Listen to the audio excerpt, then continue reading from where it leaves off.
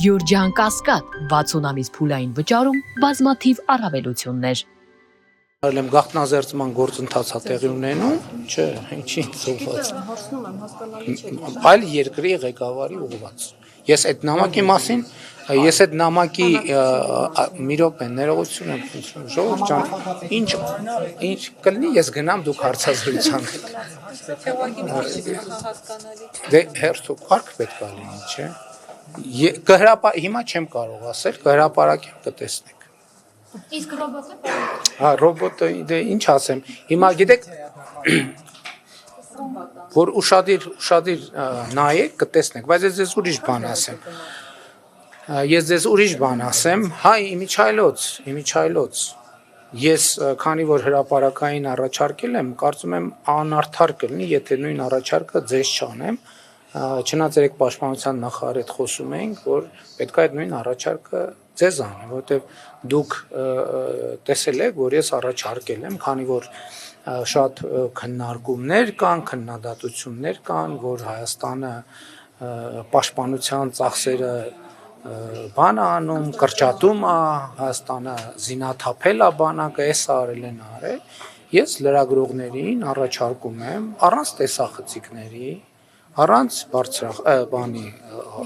հա, նույնիսկ առանց գրիչներ, եթե պայմանավորվում ենք, որ ինֆորմացիան կոնֆիդենցիալ է, առանց հեռախոսների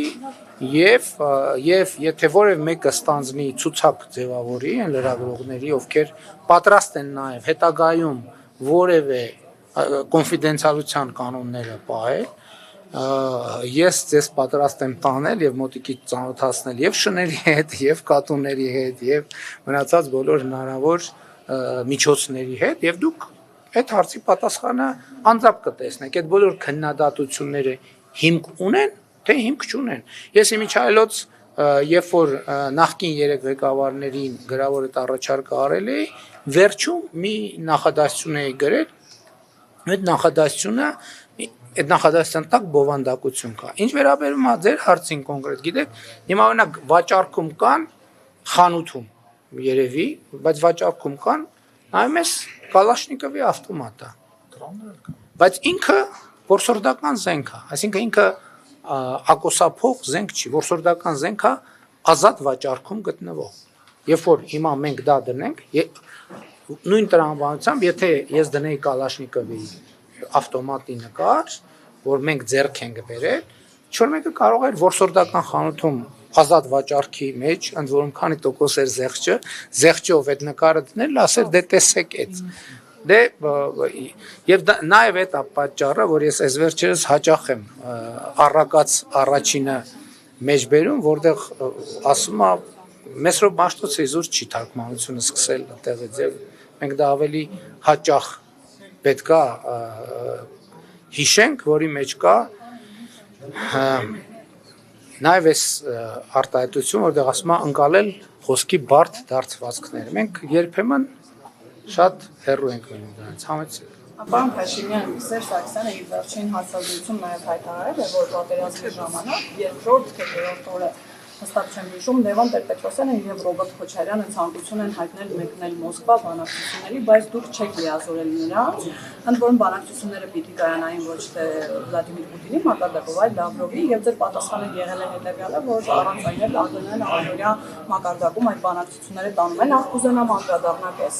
խոսակցություններին, արդյոք եղել են նման խոսակցություն թե ոչ, եւ Ռոբերտ Քոչարյանը արդեն որևէ անգամ կասկածի տակ է դնում օգոստոսի իրողությունները եւ խաղաղությունը, ասում է, որ դա մեկ անձի ցանկությունից եւ դրամատրությունից կախված փաստաթուղթ է եւ առաջարկում է երաշխավոր կողմերը ավելացնել, այսպես ասած Չինաստանը եւ Ռուսաստանը կարող են դառնալ երաշխավոր այլ երակոմ պայմանագրին եւ մեկ հավելում են Ռոբերտ Քոչարյանի ասուլիսից, ասում է, որ 2026 թվականին Դուք գրիշ տայք գրեքան ոնց եմ հիշելու։ Հուսով է հայ ժողովուրդը այդ սխալը չի գործի, դուք չեք վերընտրվի եւ ինքը գալով հանրային համարաշտություն իրականացնի, որովհետեւ իր բառերով ասած դուք չարեք ձեր իշխանությունը նույնիսկ։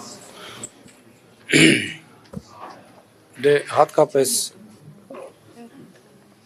Ռոբերտ Քոչարյանի հույսը վաղուց մեռած պիտի լիներ, բայց ինչ որ դիմադրումը չենք հասկանում ինչի հաշվին։